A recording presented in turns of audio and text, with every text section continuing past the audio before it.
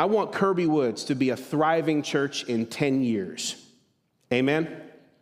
Let me paint a picture for you of what must take place for Kirby Woods to be a thriving church in 10 years from now. At least one thing that has to happen. I will be in my 14th year as pastor of Kirby Woods. The year will be 2036 in 10 years. I will be 47 years old. Michael will be 55, is that right? 55 years old. Dylan, 40? 40 years old, okay. Many, not all, but many of the sweet senior saints who cast their vote to call me as pastor will be with Jesus in 10 years. Those who are in their 70s and 80s today will be in their 80s or 90s then, or with the Lord. That's how it goes. Those who are in the next age range down, those middle-aged categories of people, the families in their 50s, 60s, early 70s, that high influence, high giving, high serving, high impact stage of life, the ones, I'm thinking about you guys that held this church together over the last decade by attending and serving and giving on those committees. Whenever anyone asked, you were there to serve. You put your hand on the plow. You did what it took to keep this thing going. The folks who hold it down, you know what I'm talking about. They hold it down. Those folks will be moving into their retirement and post-retirement life at that time. Many of those names I just gave you will be the senior saints in 10 years from now. What does that mean?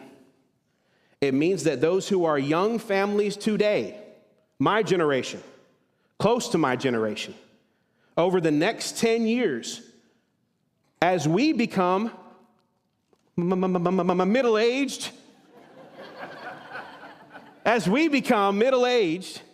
have to step up and fill the gaps left by all those great families I just said. They have to cast the coat. You have to take it. You have to take it.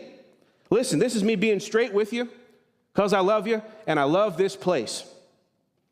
If we don't attend, invest, serve, and give like those who went before us, we won't have a Kirby Woods then like we have it now. You cannot coast on the work of one generation forever. The baton must be passed and the baton must be received. And the next runner must run hard as the previous runner is losing steam. At some point, Paul ran his race. He fought the good fight. At some point, the apostles Peter, John, and the others who laid the foundations got old, and they slowed down. And for the church of Jesus Christ to continue moving forward, which it did, you had to have Titus and Timothy and Epaphras and Luke and Polycarp and John Mark, second generation, third generation disciples, to take up the mantle, to grab the baton and run, just like their fathers and grandfathers ran.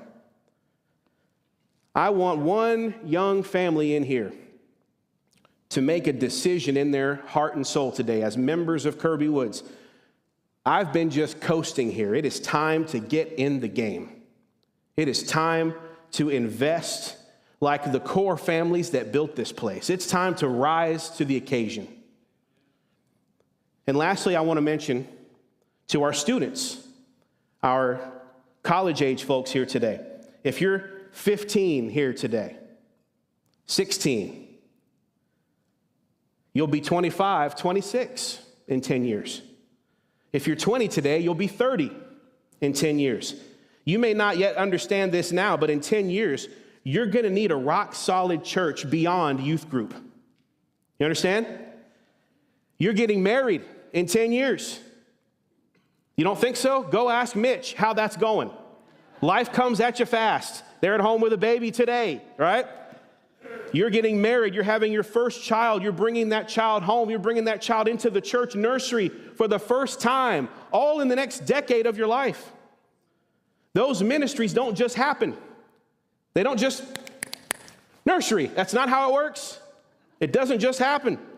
They take investment. They take funding. They take support, volunteer service, people willing to sit over there and miss a little bit of the service for the good of this, everything going on in this room.